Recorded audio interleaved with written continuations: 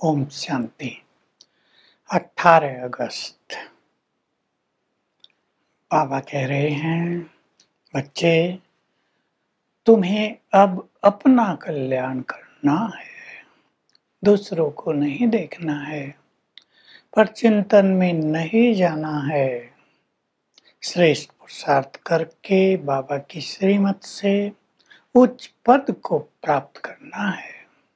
मुरली से पहले गीत बजा था, तू प्यार का सागर है।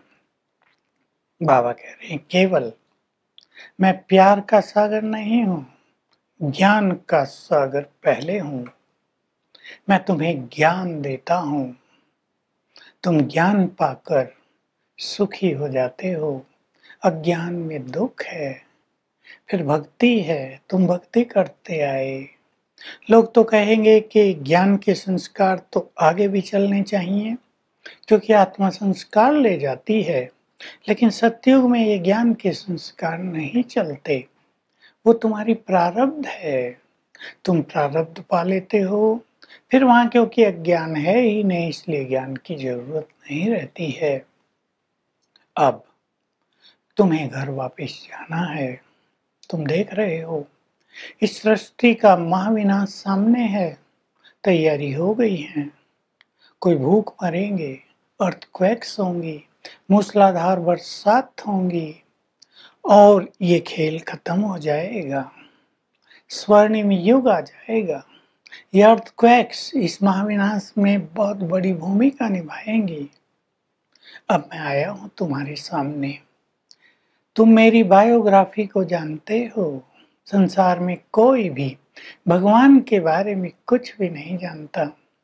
तुम तो बाप के आदि मध्य अंत को जान गए हो। आदि है संगम युग, जब वे स्वयं आते हैं। निराकार हैं, ज्ञान के सागर हैं। तो ज्ञान देने के लिए उन्हें शरीर का आधार चाहिए, कर्मेंद्रियों का आधार चाहिए। तो कहते हैं, मैं इस ब्रह्मा के तन में आता हूँ। लोग तो कह देते हैं भगवान प्रेरणा से ही सब कुछ करता है। ये भी कह देते हैं प्रेरणा से ही सब कुछ हो रहा है। भगवान की प्रेरणा से सब कुछ हो रहा है, परंतु न तो प्रेरणा से ज्ञान दिया जा सकता, न स्वर्ग स्थापित किया जा सकता। फिर सब कुछ प्रेरणा से कैसे होगा? माताएं कहती हैं, बाबा प्रेरणा करके हमारे पति की बुद्धि का ताला खोलो। नहीं बच्चे, ज्ञान से बुद्धि का ताला खुलता है। मैं प्रेरणा से सब कुछ करूं तो मुझे आना ही क्यों पड़े? मेरी बायोग्राफी क्या हो? मैं तो आता हूं, तुम्हारे सम्मुख हूं, तुम्हें ज्ञान देता हूं, कार्य करता हूं। मैं ज्ञान का सागर हूं, तो मुझे ज्ञान देना पड़ेगा ना। प्रेरणा से थोड़ा ही ज्ञान दिया जाता है। प्रैक्टिकल में मैं तुम्हें ज्ञान दे रहा हूँ, तुम्हें रोशनी दे रहा हूँ, तुम्हें राजयोग सिखा रहा हूँ। आज विनाश की बात भी बाबा ने कई बार की है। कभी भी कुछ भी हो सकता है, लड़ाई लग सकती है, सब तैयारी हो गई है। तुम्हें कर्मेंद्रियों से कोई भी कर्म नहीं करना है। कर्मेंद्रियों को योग बल से कंट्रोल करना है, शीतल करना है। सन्यासी लोग तो जड़ी बूटियों से कर्मेंद्रियों को शिथिल कर देते हैं, ताकि उनमें विकारों की बांस रहे ही नहीं। लेकिन तुम्हें ऐसे नहीं, तुम्हें अशरीरी होने का बहुत अभ्यास करना है। अशरीरी होते जाओगे, कर्मेंद्रियां शीतल होती जाएंगी, देह और देह के संबंध भूलते जाएंगे, ममत्व मिटते जाएंगे, क्योंकि तुम्हारा लंगर अब इस दुनिया से उठ चुका है। शिप होते हैं पानी के जहाज, उसको जब रोकते हैं तो लंगर कहते हैं, उसको जमीन में गाड़ देते हैं, शिप रुक जाता है। तो तुम्हारा लंगर इस संसार से उठ चुका है, अब तुम्हें नई दुनिया में जाना है। तो अशरीरीपन का अभ्यास करेंगे तो ये पुरानी दुनिया भी भूलती जाएगी, तुम्हारे दुख समाप्त होते जाएंगे, विकार छूटते जाएंगे, क्योंकि ये काम ही तो महाशत्रु है। इसने ही तुम्हें गिराया है, इसने ही तुम्हें पतित बनाया है। अब इन सब विकारों पे जीत पाने के लिए तुम्हें अशरीरी होना है और योग बल बढ़ाना है। योग बल बहुत बड़ा बल है, उससे ही तुम विजयी बनते हो। आज बाबा के पास कुमारियां बहुत आई थी। बाबा उन्हें उमंग दिला रहे हैं, बच्चे शादी आदि करके व्यर्थ का जंजाल क्यों बनाते हो? बुद्धि भटक जाती है, सब में अटक जाती है। कुमारी अच्छी, बाल ब्रह्मचारिणी। तुम कुमारी हो तो सेवा में निकल सकती हो, बाबा का बहुत बड़ा कार्य कर सकती हो। इसलिए गृहस्थ में जाकर बिना मतलब का जंजाल जाल नहीं बुनना। स्वतंत्र हो, सेवा के लिए स्वतंत्र रहना। कुमारों को लिए भी कह रहे हैं, कुमारों को भी पवित्र रहना है। कुमार जीवन स्वतंत्र जीवन है। बाबा की बहुत बड़ी सेवा कर सकते हो, बहुत श्रेष्ठ पुरुषार्थ कर सकते हो तुम सभी।